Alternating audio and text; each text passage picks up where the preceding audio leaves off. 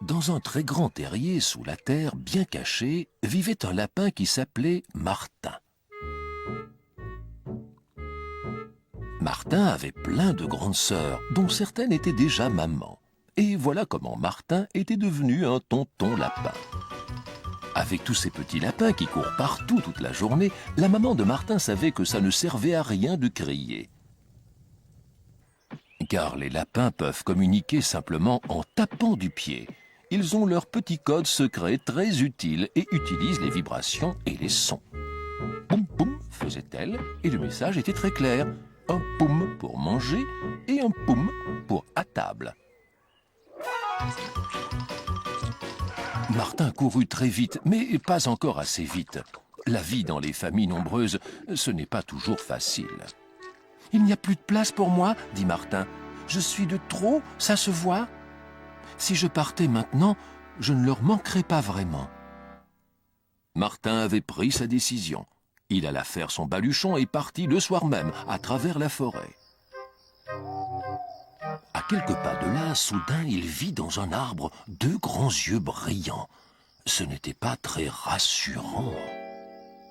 Mais c'était juste le vieux hibou qui vola vers lui et fit « Ouh, que fais-tu là tout seul dans la nuit? Tu devrais être dans ton lit. »« Les lits, c'est pour les lapinaux. Moi, je pars seul faire ma vie. »« Mais que tu es bête, répondit le hibou. Être seul, c'est pas facile tous les jours.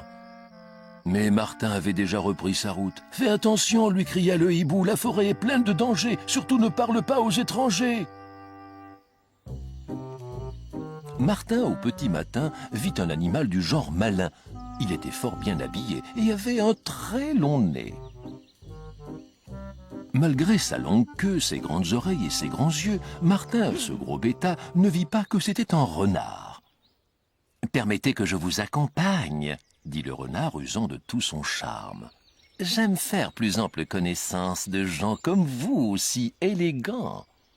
Tenez, prenez cette carotte pour vous prouver mon amitié, et je vous en donnerai d'autres si vous acceptez d'être mon hôte. »« Une carotte, rien que pour moi ?» dit Martin, qui n'en revenait pas.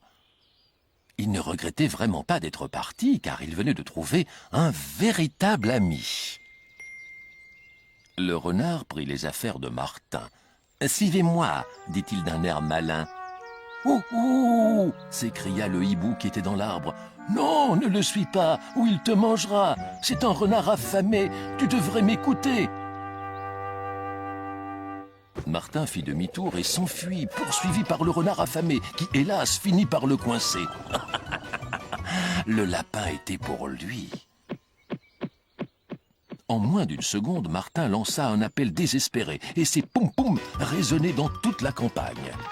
Des centaines de lapins vinrent au secours de Martin. Le renard, ils encerclèrent, et il n'était vraiment pas fier. Le renard s'enfuit en courant sous les hurrahs et les applaudissements. Entre les larmes et les éclats de rire, Martin dit alors à toute sa famille « Quel bonheur de faire partie d'une belle et grande famille! Et sans vous tous, mes amis, j'aurais fait son repas de midi. » Alors si vous êtes un lapin, un lièvre ou une tortue, ne parlez pas aux inconnus et ne quittez pas vos vrais amis. C'est ce que Martin dit toujours aux êtres qui lui sont chers, car Martin est maintenant un bon mari et papa d'une grande famille.